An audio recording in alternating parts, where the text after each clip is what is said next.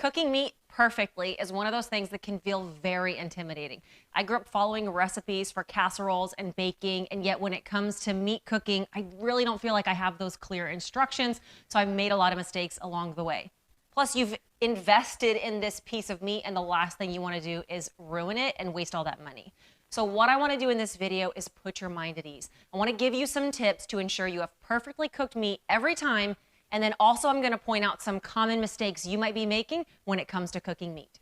The tips that I'm going to share in this video are going to ensure that you have juicy and tender chicken, you have perfectly cooked, never dry pork chops, and that your steaks turn out perfectly every single time.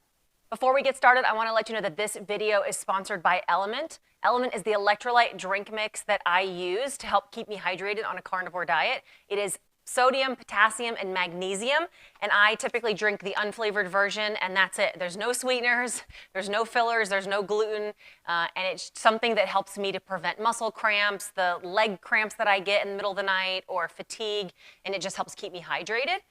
The rest of my family loves the flavored versions, which are sweetened with stevia, and the citrus flavor and the salted caramel are some of our favorites. This one is a really good mixed hot. You could put like a pack and some coffee or some hot water and give yourself a nice hot beverage. Element has a deal for all my subscribers where you can get this free sample pack with your purchase, and then you can go to the link in the description or go to drinkelement.com/Laura Spath to get this free sample pack. Thanks to Element for sponsoring this video. The first thing you need to be aware of to ensure that your meat turns out perfectly is that you start with the right cut of meat to match the cooking method you are using. So for instance, if you want to cook something on the grill or in a cast iron or eat it like a steak, you have to pick the right cut of meat. So that could be a ribeye, a New York strip, or a filet. Those are all typical steaks that you might cook hot and fast on the stovetop or on a grill. Other things that you could cook in that method are skirt steak, flat iron, top sirloin even. You could cook those to medium rare in your cast iron or on a grill, and they're going to come out perfectly. When it comes to pork, there are things that you can treat just like a steak. A pork chop, a pork ribeye chop, cut a pork loin into steaks, and you can cook that just like you would a ribeye. But there are other types of meat that are going to be more tough and that need to be cooked low and slow in order to tenderize them and make them something you could enjoy. And typically that is going to be a roast, top round, bottom round, your chuck roast. When it comes to pork, you have things like a pork shoulder or a picnic roast or a pork butt. Those all need to be cooked low and slow so that you can tenderize them and shred them apart. You might end up with a really tough steak simply because you started with the wrong cut. So for instance, I see round steaks on sale a lot at the grocery store. Those are just a roast that's then cut into steaks. That's really not designed to be cooked hot and fast and eaten at medium or medium rare. It's really designed to be broken down in a crock pot or an Instant Pot or slow on the smoker and shredded apart. So when you're cooking it, even if you cook it perfectly, it might end up really tough and chewy at the end. London broil is another steak that's typically sold and looks like it should just be thrown on the grill, but it typically ends up very tough.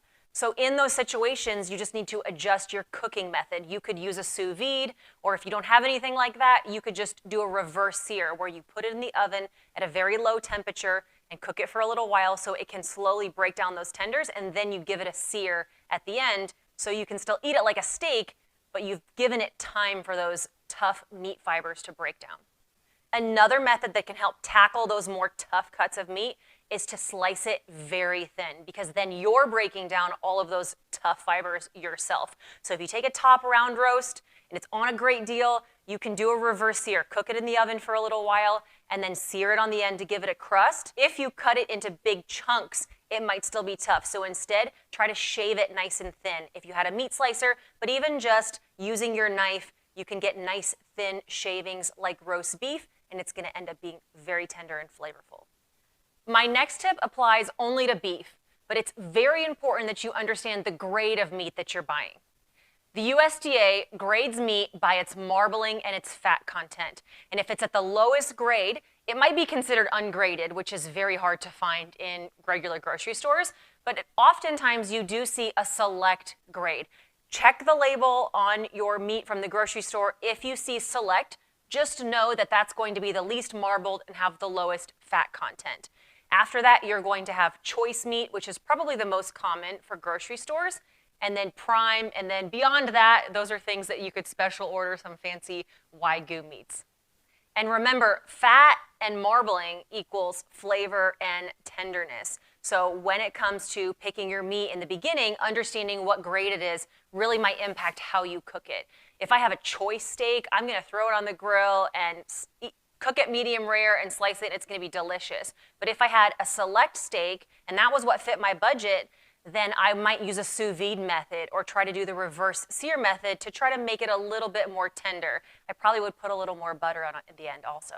So take a look at your budget, and depending on your grocery store, take a look at the differences. Just because something is $1 cheaper, it might be a select grade. So depending on where that fits in your lifestyle, it might be worth it to you to spend $1 more per pound, but understand you're getting a higher marbled piece of meat. And probably the most important thing in cooking your meat properly is understanding internal finishing temperatures. That really turns cooking meat into a recipe. And all of that overwhelmed with like, how long am I supposed to cook a meat? How many minutes per side? Like, take all of that away and just focus on the internal temperature.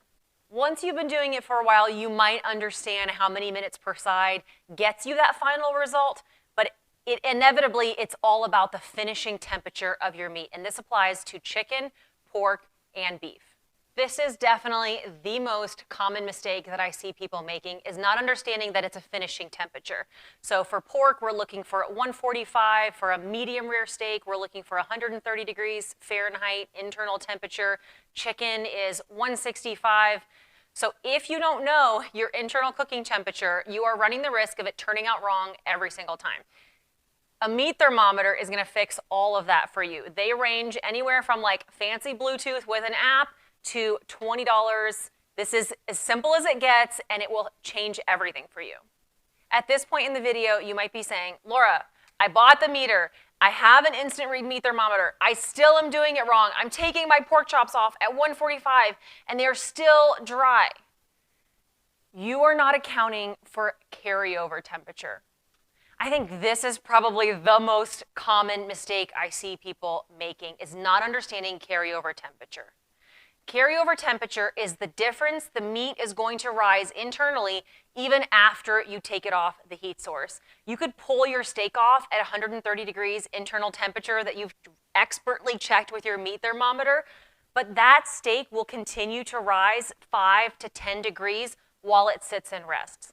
It could go up even more than that. The carryover temperature is determined by the heat of your cooking method in relation to the thickness of the meat. So if you have a very thick steak on a screaming hot grill, it might raise that 5 to 10 degrees. But the thinner your steak is and the hotter your grill or your cast iron is, the quicker that temperature is going to continue to rise when you take it off the heat source. Now, if you're cooking something low and slow, when you move it off the heat source, it's not going to rise that differently because it wasn't that hot of a cooking surface.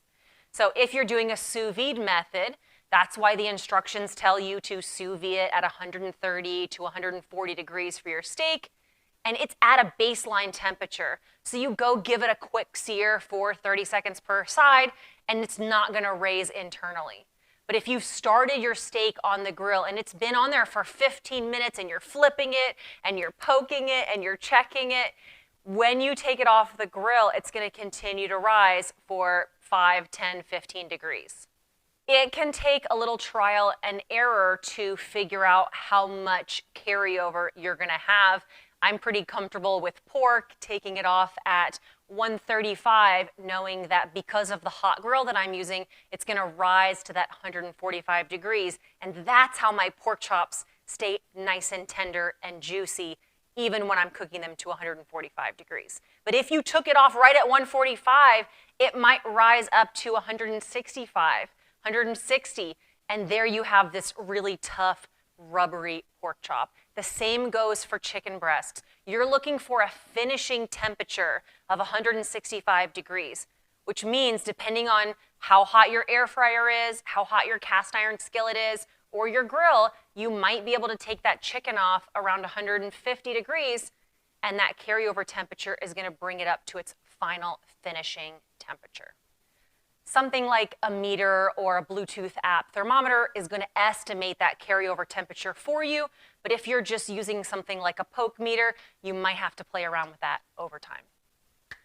Okay, at this point, be honest. Comment below, is a carryover temperature something you've ever even considered before? Try cooking with it and realizing that, and let me know if your chicken and your pork and your beef all come out better. I hope this was helpful. Make sure you subscribe and hang out for more cooking videos and tips.